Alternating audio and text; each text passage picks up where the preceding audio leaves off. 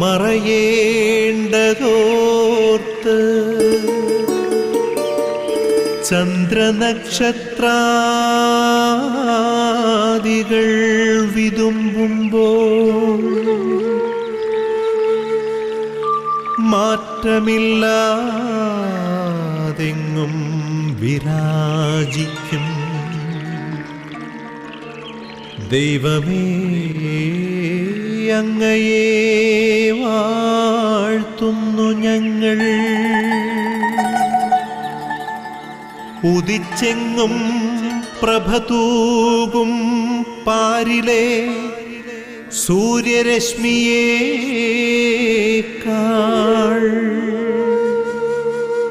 പ്രശോഭിച്ചെന്നും പ്രസാദമേകുന്ന ദൈവമേ, അങ്ങേ മഹിമാവെത്ര മനോജ്ഞം.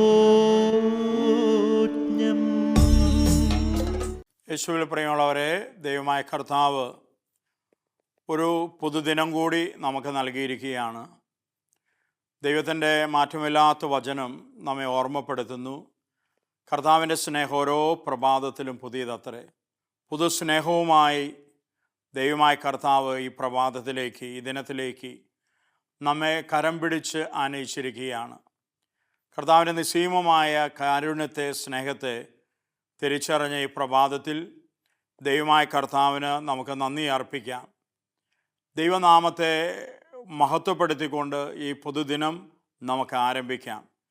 എങ്കിൽ തീർച്ചയാണ് ഈ ദിനത്തിൻ്റെ അവസാന നിമിഷങ്ങളിൽ പിന്തിരിഞ്ഞു നോക്കി ദൈവമായ കർത്താവ് നടത്തിയ, കരുതിയ വിധങ്ങളെ, വഴികളെ എല്ലാം തിരിച്ചറിഞ്ഞ് ദൈവമായ കർത്താവിനെ നമുക്ക് മഹത്വപ്പെടുത്തുവാൻ സാധിക്കും.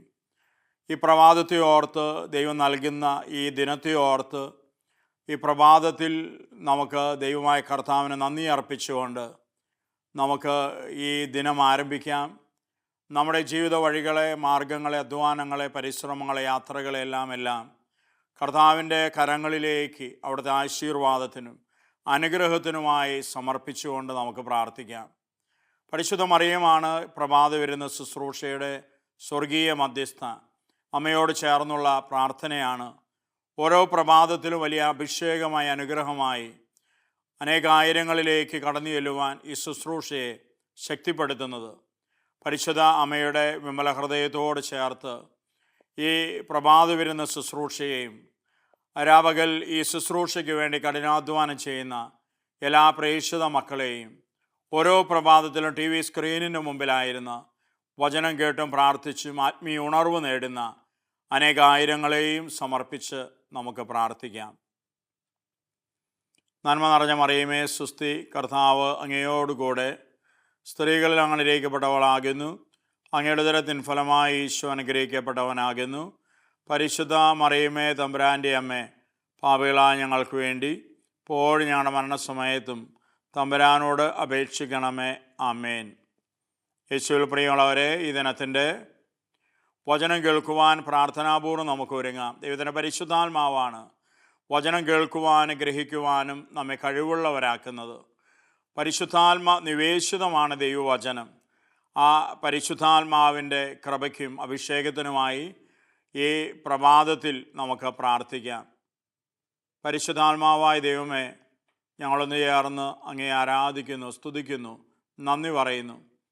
ഓ പ്രിയ പരിശുദ്ധാത്മാവി, നിമിഷങ്ങളിൽ ഞങ്ങൾ കേൾക്കാൻ പോകുന്ന വചനങ്ങളെ ഹൃദയപൂർവ്വം സ്വീകരിക്കുവാനും ആ വചനത്തിന് വിശ്വാസത്തോടെ പ്രത്യുത്തരം നൽകുവാനും നീ ഞങ്ങൾ ഓരോരുത്തരെയും അഭിഷേകം ചെയ്ത് അനുഗ്രഹിക്കണമേ.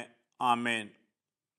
യേശുവിൽ പ്രിയമുള്ളവരെ, ഈ ദിനത്തിൻ്റെ പ്രത്യേക പ്രാർത്ഥനാ നിയോഗമായി ലഹരിക്ക് അടിമപ്പെട്ട എല്ലാ മക്കളെയും പ്രത്യേകം നമുക്ക് ഈ ദിനം സമർപ്പിച്ച് പ്രാർത്ഥിക്കാം. നമുക്കറിയാവുന്നതുപോലെ നമ്മുടെ നാട് ലഹരിയുടെ പിടിയിൽ അകപ്പെട്ടുകൊണ്ടിരിക്കുകയാണ്. വളരെ ഞെട്ടിപ്പിക്കുന്ന വാർത്തകളാണ് ഇതുമായി ബന്ധപ്പെട്ട അനുദിനം നമ്മൾ അറിഞ്ഞുകൊണ്ടിരിക്കുന്നത്. ദൈവത്തിൻ്റെ വലിയ ശക്തകരങ്ങളിലേക്ക് പ്രത്യേക ഈ ലഹരിക്ക് അടിമപ്പെടുകയും അതുപോലെ ലഹരി മറ്റുള്ളവർക്കായി സ്വാർത്ഥ താല്പര്യങ്ങൾക്ക് വേണ്ടി എത്തിച്ചു കൊടുക്കുന്ന, വിൽപ്പന നടത്തുന്ന അങ്ങനെ ഒരു നശോന്മുഖമായ പ്രവർത്തനങ്ങളിലായിരിക്കുന്ന എല്ലാ മക്കൾക്കും അനുതാപം, മാനസാന്തരം ലഭിക്കുവാൻ ദൈവസന്നിധിയിൽ നമുക്ക് ഈ ദിനം പ്രത്യേകം പ്രാർത്ഥിക്കാം.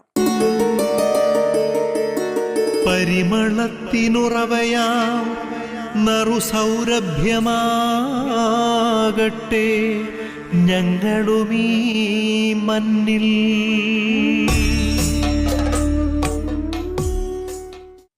വിശുദ്ധ മർക്കോസിൻ്റെ സുവിശേഷം 14 അധ്യായം 32 മുതൽ 42 വരെയുള്ള തിരുവചനങ്ങളാണ് കർത്താവ് ഈ പ്രഭാതത്തിൽ വിചിന്തനത്തിനായി നമുക്ക് നൽകുന്നത്. പ്രാർത്ഥനാപൂർവ്വം നമുക്ക് തിരുവചനങ്ങൾക്കായി കാതോർക്കാം. അവർ ഗെത്സമനി എന്ന് വിളിക്കപ്പെടുന്ന സ്ഥലത്തെത്തി. അവൻ ശിഷ്യന്മാരോട് പറഞ്ഞു, ഞാൻ പ്രാർത്ഥിക്കുമ്പോൾ നിങ്ങളെവിടെ ഇരിക്കുവിൻ. അവൻ പത്രോസിനെ, യാക്കോബിനെ, യോഹന്നാനെ കൂടെ കൊണ്ടുപോയി പര്യാകുലനാകാനും അസ്വസ്ഥനാകാനും തുടങ്ങി. അവൻ അവരോട് പറഞ്ഞു, എൻ്റെ ആത്മാവ് മരണത്തോളം ദുഃഖിതമായിരിക്കുന്നു. നിങ്ങളിവിടെ ഉണർന്നിരിക്കുവിൻ. അവൻ അല്പദൂരം മുന്നോട്ട് ചെന്ന് നിലത്തു വീണ് സാധ്യമെങ്കിൽ ആ മണിക്കൂർ തന്നെ കടന്നു പോകട്ടെ എന്ന് പ്രാർത്ഥിച്ചു. അവൻ പറഞ്ഞു, ആബാ പിതാവേ, എല്ലാം അങ്ങേക്ക് സാധ്യമാണ്. പിതാവേ, ഈ പാനപാത്രം എന്നിൽ നിന്ന് മാറ്റിത്തരണമേ. എന്നാൽ എൻ്റെ ഹിതമല്ല, അങ്ങയുടെ ഹിതം മാത്രം. അനന്തരം അവൻ വന്ന് അവർ ഉറങ്ങുന്നത് കണ്ട് പത്രോസിനോട് ചോദിച്ചു, ശിമയോനെ, നീ ഉറങ്ങുന്നുവോ? 1 മണിക്കൂർ ഉണർന്നിരിക്കാൻ നിനക്ക് കഴിഞ്ഞില്ലേ? പ്രലോഭനത്തിൽ അകപ്പെടാതിരിക്കാൻ ഉണർന്നിരുന്ന് പ്രാർത്ഥിക്കുവിൻ. ആത്മാവ് സന്നദ്ധമെങ്കിലും ശരീരം ബലഹീനമാണ്. വീണ്ടും പോയി അതേ വചനം പറഞ്ഞ് പ്രാർത്ഥിച്ചു. തിരിച്ചു വന്നപ്പോൾ അവൻ ഉറങ്ങുന്നതാണ് കണ്ടത്. അവിടെ കണ്ണുകൾ നിദ്രാഭാരമുള്ളതായിരുന്നു. അവനോട് എന്തു മറുപടി പറയണമെന്ന് അവർക്ക് അറിഞ്ഞുകൂടായിരുന്നു. അവൻ 3ാമതും വന്ന് അവരോട് പറഞ്ഞു, ഇനിയും നിങ്ങൾ ഉറങ്ങി വിശ്രമിക്കുന്നുവോ? മതി, സമയമായിരിക്കുന്നു. ഇതാ മനുഷ്യപുത്രൻ പാപികളുടെ കൈകളിൽ ഏൽപ്പിക്കപ്പെടുന്നു. എഴുന്നേൽക്കുവിൻ, നമുക്ക് പോകാം. ഇതാ എന്നെ ഒറ്റുകൊടുക്കുന്നവൻ അടുത്തെത്തിയിരിക്കുന്നു.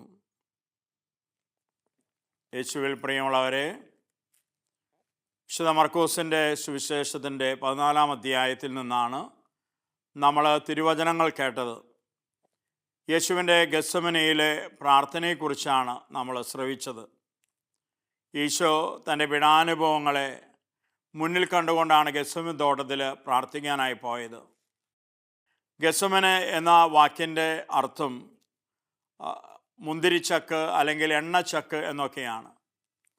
യേശു പ്രാർത്ഥിക്കാൻ പോയ ആ ഒലിവ് തോട്ടത്തിൽ ഒരുപാട് ചക്കുകൾ സ്ഥാപിതമായിരുന്നു എന്നാണ് ബൈബിളിൻ്റെ പശ്ചാത്തലം നമ്മെ പഠിപ്പിക്കുന്നത്. ഇസ്രായേലിൽ ഏറ്റവും പ്രധാനപ്പെട്ട ഒരു കൃഷിയായിരുന്നു മുന്തിരി. ഈ മുന്തിരി വിളവെടുത്ത് കഴിയുമ്പോൾ കർഷകർ ഈ മുന്തിരിയുമായി ഈ മുന്തിരി ചക്കുകൾ സ്ഥാപിച്ചിരിക്കുന്ന സ്ഥലങ്ങളിലേക്ക് വരും. എന്നിട്ട് ആ മുന്തിരി ചക്കുകളിലിട്ട് ആ ചക്കുകൾ കഴുതയെയോ കുതിരയെയോ ഒക്കെ പൂട്ടി അതിൽ നിന്ന് ഊറി വരുന്ന മുന്തിരിച്ചാറ് കൽഭരണികൾ ശേഖരിച്ച് തങ്ങളുടെ ഭവനങ്ങളിലേക്ക് കൊണ്ടുപോയി മണ്ണിനടിയിൽ കുഴിച്ചിട്ടാണ് അവർ സൂക്ഷിച്ചിരുന്നത്. യേശുവിൻ്റെ കാലഘട്ടത്തിൽ ഇസ്രായേലിൽ ശുദ്ധജലം വളരെ ദുർലഭമായിരുന്നു. നമ്മുടെ നാട്ടിലെ പോലെ സുലഭമായ കിണറുകളോ ജലസ്രോതസ്സുകളോ ഒന്നും ഇസ്രായേലിൽ സാധാരണമായിട്ട് ഇല്ലാത്തതാണ്. അതുകൊണ്ട് ഭക്ഷണത്തോടൊപ്പം നമ്മൾ വെള്ളം കുടിക്കുന്നത് പോലെ അതിന് പകരമായി അവർ ആണ്ട് മുഴുവൻ ഈ ശേഖരിച്ചു വയ്ക്കുന്ന മുന്തിരിച്ചാറാണ് കുടിച്ചിരുന്നത്. യേശുവിൻ്റെ ഗെത്സമനി തോട്ടത്തിലെ പ്രാർത്ഥനയും ഗെത്സമൻ എന്ന വാക്കും തമ്മിൽ ഒരുപാട് ബന്ധമുണ്ട്. അതായത് ഒരു മുന്തിരിച്ചക്കിലേക്ക് ഇട്ട് കൊടുക്കുന്ന മുന്തിരിപ്പഴങ്ങൾ അതിനെ പുറന്തോട് പൊട്ടി അതിൻ്റെ ചാറ് ഒഴുകി പുറത്തു വരുന്നത് പോലെ ഗെത്സമനി തോട്ടത്തിലെ യേശുവിൻ്റെ അപാരമായ വേദനയോടെയുള്ള ആ പ്രാർത്ഥനയിൽ അവൻ്റെ രക്തത്തുള്ളികളായി വിയർപ്പ് തുള്ളികളായി ഇറ്റിറ്റ് ആ മണ്ണിലേക്ക് ഒഴുകി വീണു എന്നാണ് പ്രിയമുള്ളവരെ ചരിത്രം സാക്ഷ്യപ്പെടുത്തുക, വചനം നമുക്ക് വെളിപ്പെടുത്തി നൽകുക. അത്രമാത്രം വേദനയോടെയാണ് ക്രിസ്തു തൻ്റെ പിതാവിനോട് പ്രാർത്ഥിക്കുന്നത്. നമ്മളെപ്പോലെ തന്നെ ഒരു മനുഷ്യനെ പോലെയാണ് ക്രിസ്തു പ്രാർത്ഥന ആരംഭിക്കുന്നത്. ക്രിസ്തു ഇങ്ങനെയാണ് പ്രാർത്ഥിച്ചത്, പിതാവേ, കഴിയുമെങ്കിൽ ഈ പാനപാത്രം എന്നിൽ നിന്ന് അകന്നു പോകട്ടെ. പ്രിയമുള്ളവർ, എന്താണ് ഈ പാനപാത്രം? ദൈവ തിരുഹിതത്തിൻ്റെ പാനപാത്രം. തന്നെക്കുറിച്ചുള്ള ദൈവ തിരുമനസ്സിൻ്റെ പാനപാത്രം അത് കണ്ടിട്ടാണ് ക്രിസ്തു വേദനയോടെ പിതാവിനോട് പ്രാർത്ഥിക്കുക. വരാനിരിക്കുന്ന തൻ്റെ പീഡകളെ, തൻ്റെ മരണത്തെ എല്ലാം കണ്ടിട്ട് അതിലൂടെ താൻ എങ്ങനെ കടന്നു പോകും എന്നത് ഓർക്കുമ്പോഴാണ് ക്രിസ്തുവിൻ്റെ മനസ്സ് അതീവ ദുഃഖത്തിൽ അമരുന്നത്. പ്രിയമുള്ളവരെ, പിതാവെ കഴിയുമെങ്കിൽ ഈ പാനപാത്രം അകന്നു പോകട്ടെ എന്ന് പ്രാർത്ഥന ആരംഭിച്ച ക്രിസ്തു പ്രാർത്ഥന മുഴുമിപ്പിക്കുന്നത് മറ്റു വാക്കുകളോടെയാണ്. അവൻ ഇങ്ങനെ പറഞ്ഞു, പിതാവേ, എങ്കിലും എൻ്റെ ഇഷ്ടമല്ല അങ്ങേ ഇഷ്ടം നിറവേറട്ടെ. പ്രാർത്ഥനയുടെ മനോഹരമായൊരു മാതൃകയാണ് ഗെത്സമൻ തോട്ടത്തിലെ ഈശോയുടെ പ്രാർത്ഥന നമുക്ക് കാണാൻ പറ്റുക. പ്രാർത്ഥന ആരംഭിച്ച ക്രിസ്തുവല്ല പ്രാർത്ഥന അവസാനിപ്പിക്കുന്നത്. അവൻ്റെ മനസ്സിൽ, അവൻ്റെ ചിന്തയിൽ, അവൻ്റെ കാഴ്ചപ്പാടിൽ, അവൻ്റെ ഹൃദയഭാവത്തിൽ ഏറെ മാറ്റങ്ങൾ വന്നിരിക്കുന്നു. ഇതെന്നിൽ നിന്ന് അകന്നു പോകട്ടെ എന്ന് പ്രാർത്ഥിച്ച അതേ പുത്രൻ പിതാവിൻ്റെ തിരുവിഷ്ടത്തിന്, തിരുമനസ്സിന് തന്നെ അടിയറവ് പറയുകയാണ്, പിതാവേ, എങ്കിലും എൻ്റെ ഇഷ്ടമല്ല അങ്ങേ ഇഷ്ടം എന്നെ നിറവേറട്ടെ. തൻ്റെ പിതാവിൻ്റെ കരങ്ങളിലേക്ക് തന്നെ ഏൽപ്പിച്ചു കൊടുക്കുന്ന പുത്രനെയാണ്, യേശുവിനെയാണ് ഈ പ്രാർത്ഥനയിൽ നമ്മൾ കാണുക. പ്രിയമുള്ളവരെ, നാം ഓരോരുത്തരും പ്രാർത്ഥിക്കുമ്പോൾ, ദൈവത്തെ സമീപിക്കുമ്പോൾ ഈ വലിയൊരു പ്രാർത്ഥന നമ്മുടെ ഉള്ളിലുണ്ടാകണം. പലപ്പോഴും ഈശോയെ പോലെ നമ്മൾ പ്രാർത്ഥിക്കുന്നു. ഒരു രോഗം വരുമ്പോൾ ഞാൻ നിങ്ങൾ പ്രാർത്ഥിക്കും, കർത്താവെ സൗഖ്യം തരണമേ, സുഖപ്പെടുത്തണമേ എൻ്റെ ഈശോയെ എന്ന് പ്രാർത്ഥിക്കും. ഒരു ജീവിത പ്രശ്നത്തിൽ അകപ്പെടുമ്പോൾ, കർത്താവ് ഈ പ്രശ്നത്തിൽ, പ്രതിസന്ധിയിൽ നിന്ന് എന്നെ കരകയറ്റണമേ എന്ന് നമ്മൾ പ്രാർത്ഥിക്കും. ഒരു വലിയ സാമ്പത്തിക തകർച്ചയിലോ ഞെരുക്കത്തിലോ പെട്ടുപോകുമ്പോൾ നാം ദൈവത്തോട് പ്രാർത്ഥിക്കും, ദൈവമേ, ഈ തകർച്ചയിൽ നിന്ന്, ഈ സാമ്പത്തിക ഞെരുക്കത്തിൽ നിന്ന് കർത്താവ് എന്നെ വിടുവിക്കണമേ എന്ന് നമ്മൾ പ്രാർത്ഥിക്കും. പ്രിയമുള്ളവർ, ഇതുപോലെ ഏതേത് പ്രശ്നങ്ങളോ സങ്കടങ്ങളോ ഭാരങ്ങളോ ആവശ്യങ്ങളോ ഒക്കെ വരുമ്പോൾ നമ്മൾ സാധാരണ മനുഷ്യരെ പോലെ നാം പ്രാർത്ഥിക്കും. പക്ഷെ നമ്മൾ യേശുവും തമ്മിലുള്ള അന്തരം എവിടെയാണ്? നമ്മൾ പലപ്പോഴും പ്രാർത്ഥന ആരംഭിക്കുന്നിടത്ത് തന്നെ നിൽക്കുകയാണ്. നമ്മൾ മുന്നോട്ട് പോകുന്നില്ല. പ്രാർത്ഥന അവസാനിക്കുമ്പോഴും ആരംഭിച്ച അതേ പ്രാർത്ഥന തന്നെയാണ് നമ്മുടെ മനസ്സിൽ, ഹൃദയത്തിലും. ഇവിടെയാണ് പലപ്പോഴും നമ്മുടെ പ്രാർത്ഥന വഴിമുട്ടിപ്പോകുക. നമ്മുടെ പ്രാർത്ഥനയിൽ പലപ്പോഴും ദൈവിക ഇടപെടൽ നമുക്ക് കാണാൻ കഴിയാതെ പോകുക. പ്രിയമുള്ളവരെ, മനുഷ്യനായ നമ്മൾ ജീവിത പ്രശ്നങ്ങളിലും പ്രതികൂലങ്ങളിലും രോഗങ്ങളിലും ഭാരങ്ങളിലൊക്കെ അകപ്പെടുമ്പോൾ ഈശോയെ പോലെ സാധാരണ മനുഷ്യ ഭാവങ്ങളിൽ നിന്ന് പ്രാർത്ഥിക്കുക സ്വാഭാവികമാണ്. എന്നാൽ പ്രാർത്ഥന നമ്മിലൊരു അന്തരം സൃഷ്ടിക്കണം. നമ്മിലൊരു മാറ്റം നമ്മുടെ മനസ്സിലും ചിന്തയിലും മനോഭാവങ്ങളിലും കാഴ്ചപ്പാടിലുമെല്ലാം വരുത്താനിടയാകണം. അതിനെയാണ് പ്രാർത്ഥന എന്ന് പറയുക. പ്രിയമുള്ളവരെ, പ്രാർത്ഥനയുടെ ഒടുവിൽ ഈശോയെ പോലെ നമ്മെക്കുറിച്ചുള്ള ദൈവ തിരുഹിതം എന്താണോ അതിനെ നമ്മെ തന്നെ ഏൽപ്പിച്ചു കൊടുക്കാനുള്ള ഒരു ഹൃദയഭാവത്തിലേക്ക് നാം വളരണം, നാം മാറണം. ഇത് സംഭവിക്കുന്നില്ലെങ്കിൽ പ്രിയമുള്ളവരെ, പ്രാർത്ഥനയ്ക്ക് ഒരർത്ഥവും ദൈവത്തിനു മുമ്പിലുണ്ടാവില്ല. പലപ്പോഴും ജീവിതത്തിൽ നമ്മെക്കുറിച്ചുള്ള ദൈവ തിരുമനസ്സോട് മല്ലടിച്ച് ജീവിക്കുന്നവരാണ് നമ്മിലേറെ പേരും. പലപ്പോഴും നമുക്ക് ദൈവ ഇഷ്ടത്തിന് കീഴ്പ്പെടാൻ പറ്റുന്നില്ല. നമ്മെക്കുറിച്ചുള്ള ദൈവ തിരുഹിതം, എന്നെക്കുറിച്ചുള്ള, എൻ്റെ കുടുംബത്തെക്കുറിച്ചുള്ള, എൻ്റെ ജീവിതത്തെക്കുറിച്ചുള്ള ദൈവ തിരുമനസ് ഇങ്ങനെയാണ് എന്നതിനെ അംഗീകരിക്കാൻ കഴിയാതെ മനസ്സിൽ കയ്പോടെ, പരിഭവത്തോടെ, മുറുമുറുപ്പോടെ, ദൈവത്തോടൊരു പക്ഷെ അമർഷത്തോടെ ജീവിക്കുന്ന എത്രയോ പേരാണ് ഈ ഭൂമുഖത്തുള്ളത്. അവരുടെ ജീവിതത്തിൻ്റെ പ്രശ്നം ഇത്ര മാത്രമേ ഉള്ളൂ. അവരെക്കുറിച്ചുള്ള ദൈവേഷ്ടത്തിന് അതിനെ അംഗീകരിക്കാൻ അവർക്കാകുന്നില്ല എന്നതാണ്. പ്രിയമുള്ളവരെ, അതിനാകണമെങ്കിൽ ഒരു കൃപ കിട്ടണം. ആ കൃപയെ തിരിച്ചറിഞ്ഞ് നാം ദൈവത്തോട് പ്രാർത്ഥിക്കണം. ദൈവമേ, ഈ രോഗം മാറ്റിത്തരണമേ എന്ന് ഞാൻ എത്രയോ നാളായി പ്രാർത്ഥിക്കുന്നു. രോഗം കൂടുന്നതല്ലാതെ ദൈവമേ കുറയുന്നില്ല. തിരിച്ചറിയാൻ സാധിക്കണം. എങ്കിൽ നിൻ്റെ രോഗം മാറാനല്ല ദൈവം ആഗ്രഹിക്കുന്നത്, മറിച്ച് ആ രോഗം നിന്നെക്കുറിച്ചുള്ളൊരു പദ്ധതിയാണ്, ദൈവ തിരുഹിതമാണ്. നീ അതിലൂടെ കടന്നു പോകുക എന്നത് ദൈവത്തിൻ്റെ സ്നേഹത്തിൻ്റെ വലിയൊരു പരിപാലനമാണ്. കർത്താവെ, ഈ രോഗത്തെ അങ്ങേ തിരുഹിതമായി കണ്ട് ഏറ്റെടുക്കാൻ, ഈ രോഗം എൻ്റെ ആത്മാവിൻ്റെ രക്ഷയ്ക്കും വിശുദ്ധീകരണത്തിന് കാരണമാകാൻ കർത്താവെ, നീ കൃപ ചൊരിയണമേ എന്ന് പ്രിയമുള്ളവരെ പ്രാർത്ഥിക്കാൻ നമുക്ക് സാധിക്കണം. ഓരോ അനുഭവത്തിലും പ്രിയമുള്ളവരെ ആ ദൈവ തിരുമനസ്, തിരുവിഷ്ടം എന്തെന്ന് വിവേചിച്ചറിയുന്നിടത്താണ് പ്രാർത്ഥന അത് അർത്ഥവത്തായി തീരുക. അത് ദൈവ തിരുഹിതത്തോടുള്ള സമർപ്പണത്തിലേക്ക് നാം ഓരോരുത്തരെയും നയിക്കുക. ആ സമർപ്പണം നമ്മെ ഓരോരുത്തരെയും അനുഗ്രഹീതമായ ജീവിതത്തിൻ്റെ ഉടമകളായി മാറ്റും. കർത്താവ് മഹത്വത്തിലേക്ക് തൻ്റെ പിതാവിനാൽ ഉയർത്തപ്പെട്ടതുപോലെ നമ്മുടെ ജീവിതത്തിൽ ഏറ്റെടുക്കുന്ന ദൈവ തിരുമനസ്, ദൈവ തിരുഹിതം നമ്മുടെ മഹത്വത്തിന്, നമ്മുടെ അനുഗ്രഹത്തിന്, നമ്മുടെ നന്മയ്ക്ക്, നമ്മുടെ സന്തോഷത്തിന്, സമാധാനത്തിന് ഇതെല്ലാം കാരണമായി തീരും. ഈ ബോധ്യത്തോടെ നമ്മുടെ പ്രാർത്ഥനാ ജീവിതത്തെ രൂപപ്പെടുത്തുവാൻ കർത്താവെ കൃപ നൽകണമേ എന്ന് ഈ പ്രഭാതത്തിൽ നമുക്ക് ഈശോയോട് പ്രാർത്ഥിക്കാം. ആബാ പിതാവേ, സ്നേഹാഗ്നിയാൽ ജ്വലിക്കട്ടെ മക്കളാ ഞങ്ങളെല്ലാം.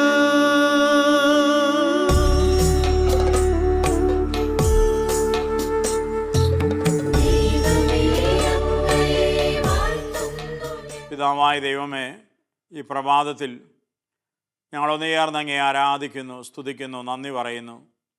ആബാ പിതാവേ, അങ്ങേ മക്കളായി ഞങ്ങളെ കാണുകയും സ്വീകരിക്കുകയും സ്നേഹിക്കുകയും ചെയ്യുന്നതിനെ ഓർത്ത് ഞങ്ങൾ അങ്ങേക്ക് നന്ദി പറയുന്നു. ഞങ്ങൾ ഓരോരുത്തരുടെ ജീവിതങ്ങളായിരിക്കുന്നത് പോലെ അങ്ങേ പരിശുദ്ധ കരങ്ങളിലേക്ക് ഞങ്ങളെ ഏൽപ്പിക്കുന്നു.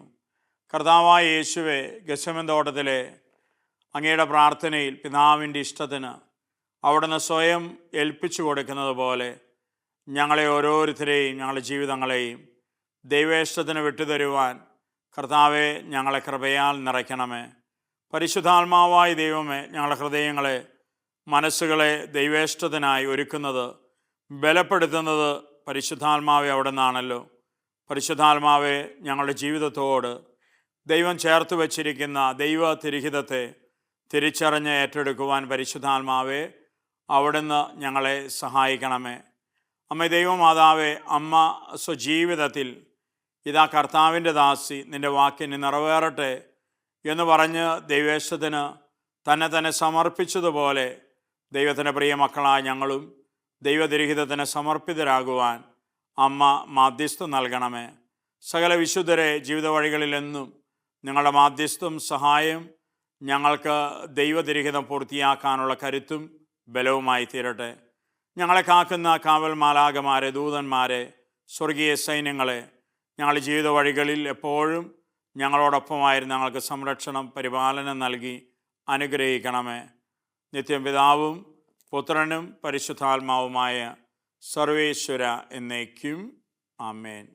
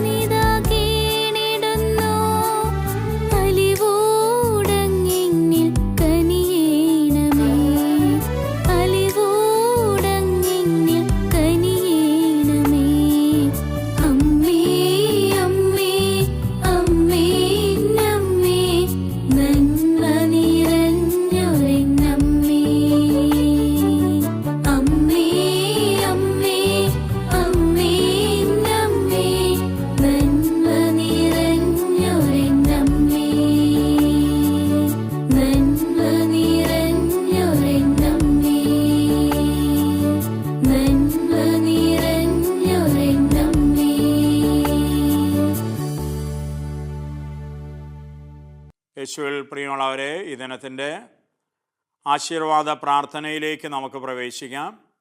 ലോകമെമ്പാടും ടി വി സ്ക്രീനിന് മുമ്പിലായിരുന്ന പ്രാർത്ഥിച്ചും വചനം കേട്ടുകൊണ്ടിരിക്കുന്ന അനേകായിരങ്ങളെ കർത്താവിൻ്റെ കരങ്ങളിലേക്ക് സ്നേഹപൂർവ്വം നമുക്ക് സമർപ്പിച്ച് പ്രാർത്ഥിക്കാം. കത്തോലിക്കാ തിരുസഭയോടും തിരുസഭയെ നയിക്കുന്ന പരിശുദ്ധ മാപ്പയോടും കർദ്ദിനാൾമാരോടും മെത്രാന്മാരോടും വൈദികരോടും വിശ്വാസി സമൂഹങ്ങളോട് ചേർന്ന് ഒരു മനസ്സോടെ നമ്മുടെ നിയോഗങ്ങളെ, നമ്മുടെ ആവശ്യങ്ങളെ, പ്രാർത്ഥനകളെ സ്വർഗത്തിലേക്ക് നമുക്ക് ഉയർത്താം. ലോകത്തിൻ്റെ നാനാഭാഗങ്ങളിൽ ദുഃഖദുരിതങ്ങളിലും വേദനകളിലും സഹനങ്ങളിലും ഞെരുക്കങ്ങളിലൊക്കെ ആയിരിക്കുന്ന ദൈവത്തിൻ്റെ പ്രിയ മക്കളെ ദൈവകരങ്ങളിലേക്ക് പൂർണ്ണമായിട്ട് നമുക്ക് ഏൽപ്പിച്ചു കൊടുത്തുകൊണ്ട് ഈശോയുടെ ഈ ആശീർവാദം നമുക്ക് സ്വീകരിക്കാം. നമ്മുടെ കർത്താവ് ഈശോ മിശിഹായുടെ കൃപയും പിതാവായ ദൈവത്തിൻ്റെ സ്നേഹവും പരിശുദ്ധാത്മാവിൻ്റെ സംസർഗവും നാം എല്ലാവരോടും കൂടെ ഉണ്ടായിരിക്കട്ടെ, ഇപ്പോഴും എപ്പോഴും എന്നേക്കും. ആമേൻ. യേശുവിൽ പ്രിയമുള്ളവരെ, ഗുഡ്നസ് ടിവിയുടെ ഈ പ്രഭാത വരുന്ന ശുശ്രൂഷയ്ക്ക് നിങ്ങളേവരും നൽകിക്കൊണ്ടിരിക്കുന്ന പ്രാർത്ഥനകൾക്കും പ്രോത്സാഹനങ്ങൾക്കും യേശുവിൻ്റെ ധന്യനാമത്തിൽ നിങ്ങൾക്ക് നന്ദി അർപ്പിക്കുകയാണ്.